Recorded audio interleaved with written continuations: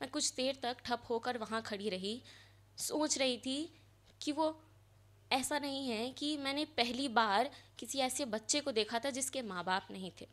दरअसल पहली बार उनमें से एक को उन्हें ढूंढते देख लिया था।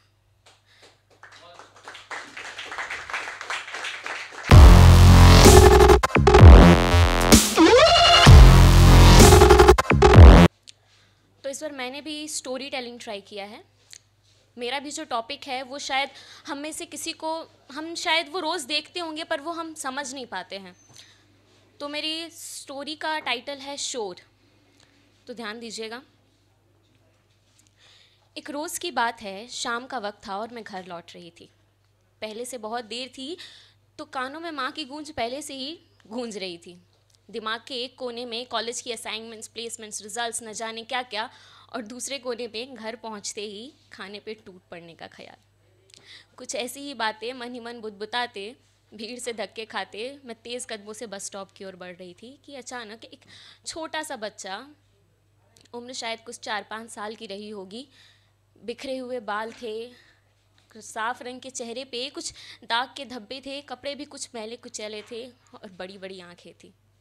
उसने मेरे कपड़े का एक कोना पकड़ा और चुपचाप मेरे बगल में खड़ा होकर मुझे देखने लगा, जैसे मानो उसकी कुछ मांग रही हो मुझसे। वो कुछ कहना चाहता था शायद, पर मैं सुन नहीं पा रही थी, या शायद वो शोर था जो मुझे सुनने नहीं दे रहा था।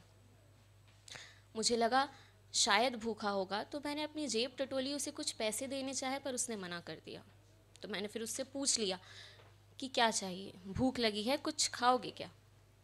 उसने फिर सर हिलाकर मना कर दिया।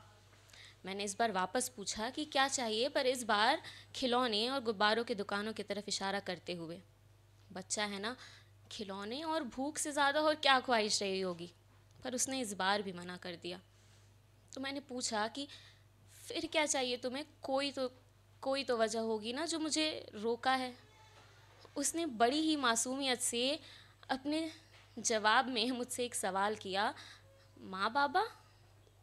मुझे कुछ समझ नहीं आया। मैंने दोबारा उससे वही सवाल पूछा और उसने वही सवाल मुझ पर दोबारा दोहराया।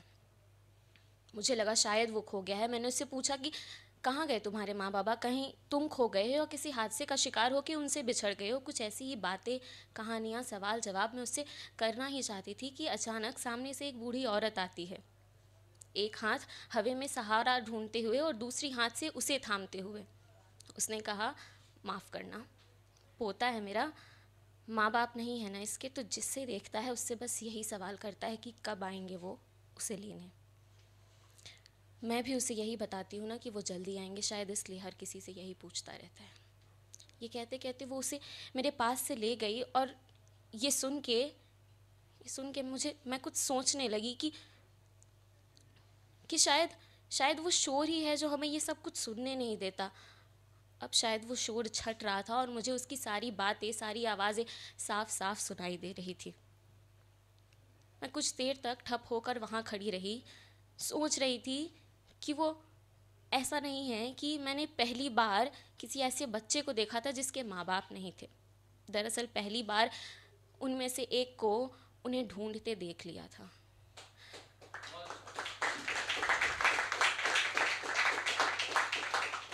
शायद पहली बार उन आँखों में वो सच्ची वाली चाहत देख ली थी जो किसी माशुका के याद में डूबे उस आशिक के आँखों में भी ना होगी।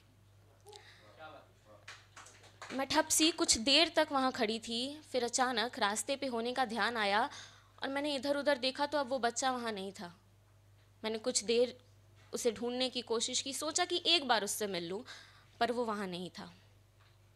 मैं वापस से बस स्टॉप की ओर बढ़ने लगी और इस बार जहन में कोई ख्याल न था सिवाय एक के कि उसके जैसे तो न जाने कितने होंगे ना, जो हर रोज़ अपने माँ बाप की राह देखते होंगे, जो हर रोज़ हमारे चेहरों में उनके चेहरे ढूंढते होंगे। शायद ये शोर ही है जो हमें ये सुनने नहीं देता। ये सोच मुझे पछतावे सी लग रही थी, लगनी नहीं चाहिए थी, फिर भी लग रही थी। वो जो शोर मुझे सुनाई दे रहे थे, क्या मुझे सुनने चाहिए थे? कैसे सुनती मैं? उसे माँ बाबा चाहिए थे और मैं नहीं दे सकती थी उसे ये। क्यों एक बच्चे के लिए मैं अपने चरित्र और शारीरिक नाकामियों के तराने सुनती? क्यों सुनती? उसे माँ बाप चाहिए थे और मैं नहीं दे सकती थी। मैंने फिर सोचा कि शायद दे सकती थी।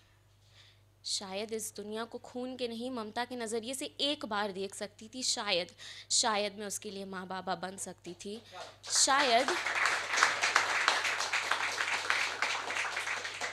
शायद आगे से उस शोर को नज़रअंदाज किए उन आँखों की चमक, उन होठों की मुस्कान बन सकती हूँ। हाँ, मैं बन सकती हूँ।